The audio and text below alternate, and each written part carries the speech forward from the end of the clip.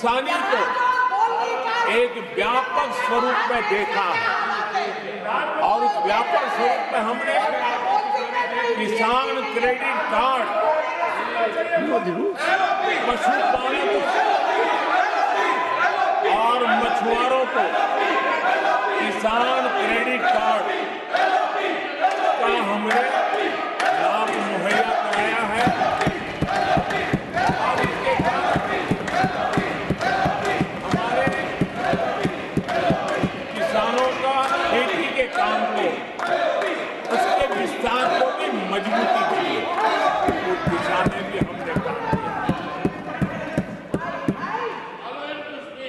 आदरणीय सभापति,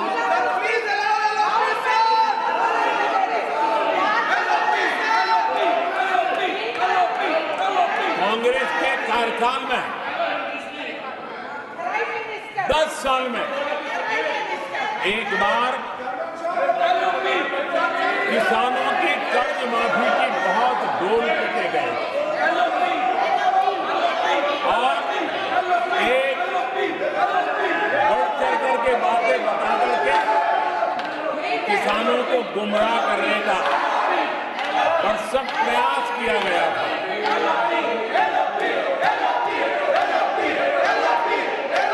और 60,000 करोड़ की कर्ज माफी, उसका इतना हल्ला मचाया था और एक अनुमान था कि उसके लाभार्थी करीब देश के 3 करोड़ किसान थे। सामान्य गरीब छोटे किसान का तो उसमें नामो निशान नहीं था। जिसको सबसे जरूरत थी, इसकी उनकी योजना में कोई परवाह नहीं थी और उन तक कोई लाभ पहुंच भी नहीं पाया था। लेकिन आदरणीय सभापति जी, जब किसान कल्याण हमारी सरकार के हृदय में, केंद्र में हो, तो नीतियां कैसी बनती है, कल्याण कैसे होता है, लाभ कैसे पहुंचता है, उसका मैं इस सदन को उदाहरण देना चाहता हूं। आदरणीय सभापति जी, हमने प्रधानमंत्री किसान सम्मान योजना चलाई और पीएम किसान सम्मान योजना का लाभ। This conduct is not appropriate. 10 crore किसानों को हुआ है Unparliamentary practice. और सिर्फ 6 साल में हमने Please take your seat. 3 lakh crore रुपए To take their seats. हम किसानों को दे चुके हैं। It is unbecoming of your conduct. आदरणीय सभापति जी, Unbecoming of your conduct.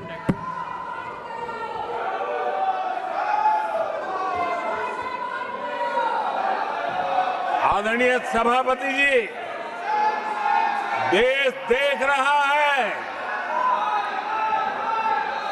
झूठ फैलाने वालों की सत्य सुनने की ताकत भी नहीं होती।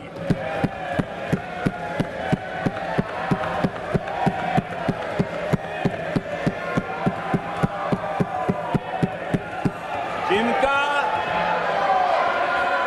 सत्य से मुकाबला करना, इसके लिए जिनके हौसले नहीं है, वो बैठ करके इतनी चर्चा के बाद उन्होंने उठाए हुए सवालों के जवाब भी सुनने की हिम्मत नहीं है। इन्होंने ये अपर हाउस को अपमानित कर रहे हैं। इस अपर हाउस की महान परंपरा को अपमानित कर रहे हैं। आदरणीय सभापति जी, देश की जनता ने हर प्रकार से उनको इतना पराजित कर दिया है कि अब उनके पास गली मोहल्ले में चीखने के सिवाय कुछ बचा नहीं। नारेबाजी, हो हल्ला और मैदान छोड़ के भाग जाना, यही उनके नसीब में लिखा हुआ। माननीय सदस्यगण, अत्यंत दर्दनाक, पीड़ादायक, अमर्यादित आचरण से देखकर मैं हूं। शासन तीसरे निरंतर लगातार काल में है। 6 दशक के बाद मैंने चर्चा की और मैंने अनुरोध किया कि प्रतिपक्ष के नेता को बिना बेरोक टोक बोलने का सुअवसर दिया। आज वो सदन छोड़कर नहीं गए हैं, मर्यादा छोड़कर गए हैं। आज उन्होंने मुझे पीठ नहीं दिखाई है, भारत के संविधान को पीठ दिखाई है। आज उन्होंने मेरा अनादर और आपका अनादर नहीं किया है, उस शपथ का अनादर किया है जो संविधान के तहत ली है। भारत के संविधान की इससे बड़ी अपमानित बात नहीं हो सकती। ऐसा कैसे हो सकता है? House of elders, the upper house, हमें देश का मार्गदर्शन करना है। मैं उनके आचरण की भर्त्सना करता हूं। देश के 140 करोड़ लोग इसे हाथ होंगे। सदन का मतलब है सत्ता पक्ष की बात सुनो जब आपने अपनी पूरी बात कह दी। माननीय सदस्यगण, आप सब जानते हैं कल देर रात तक चर्चा रखी गई, हर सदस्य को मौका दिया गया। It is an occasion where they have challenged Indian Constitution. They have outraged the spirit of Indian Constitution. They have disregarded the oath they have undertaken. मैं इस कुर्सी पर बैठकर इतना दुखी हूं कि भारत के संविधान का इतना बड़ा अपमान, इतना बड़ा मजाक। भारत का संविधान हाथ में रखने की किताब नहीं है, जीने की किताब है। मैं आशा करता हूं कि वो आत्मचिंतन करेंगे, मंथन करेंगे, अपने दिल को टटोलेंगे और कर्तव्य पर आएंगे। माननीय प्रधानमंत्री जी,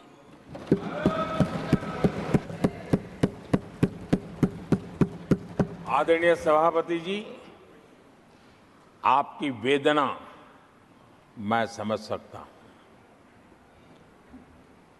140 करोड़ देशवासियों ने जो निर्णय दिया है, जो जनादेश दिया है, इसे ये पचा नहीं पा रहे हैं। और कल उनकी सारी हरकतें फेल हो गई, तो आज उनका वो लड़ाई लड़ने का भी हौसला नहीं था और इसलिए वो मैदान छोड़ करके भाग गए हैं। आदरणीय सभापति जी, मैं तो कर्तव्य से बंधा हुआ हूं और न ही मैं यहां कोई डिबेट पे स्कोर करने के लिए आया हूं। मैं तो देश का सेवक हूं, देशवासियों को मेरा हिसाब है। देश की जनता को मेरे पल पल का हिसाब देना, मैं उसे अपना कर्तव्य मानता हूं।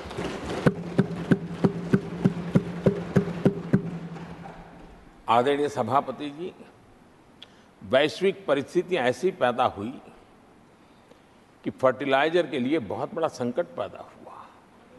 हमने देश के किसान को मुसीबत में नहीं आने दिया और हमने करीब करीब 12 लाख करोड़ रुपया फर्टिलाइजर में सब्सिडी दी है और जो भारत के आजादी के इतिहास में सर्वाधिक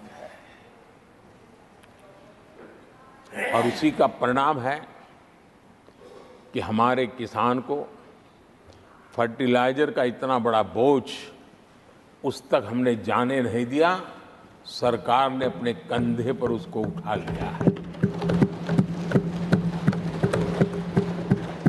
आदरणीय सभापति जी, हमने एमएसपी में भी रिकॉर्ड बढ़ोतरी की है। इतना ही नहीं, खरीद के भी नए रिकॉर्ड बनाए हैं। पहले एमएसपी की घोषणा होती थी, लेकिन किसानों से कुछ भी लिया नहीं जाता था, बातें बताई जाती थी। पहले की तुलना में अनेक गुना ज्यादा खरीदी कर करके हमने किसानों को सामर्थ्यवान बनाने का प्रयास किया।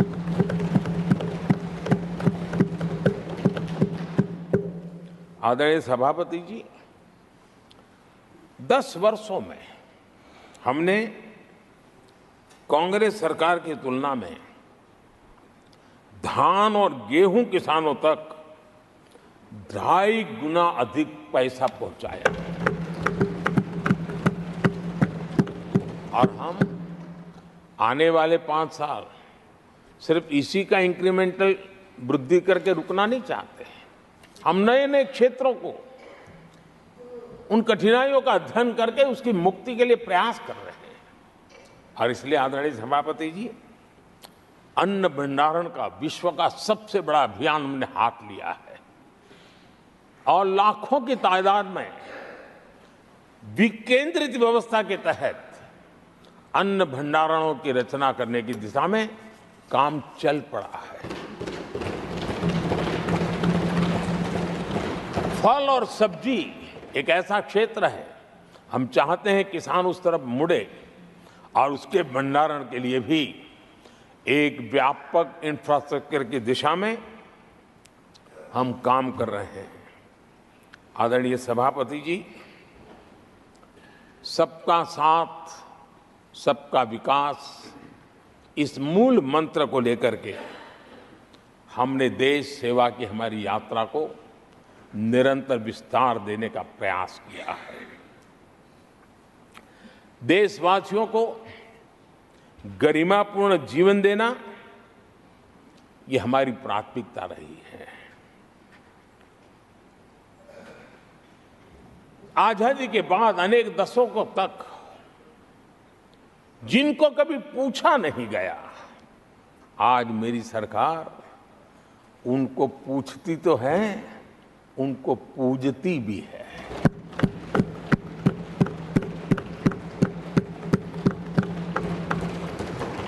हमारे दिव्यांग भाई बहनों के साथ हमने मिशन मोड में उनकी कठिनाइयों को समझ करके माइक्रो लेवल पर उसको एड्रेस करने का प्रयास किया है और व्यवस्थाएं विकसित करने का प्रयास किया है, ताकि वे गरिमापूर्ण जीवन जी सकें और कम से कम किसी का सहारा उनको लेना पड़े।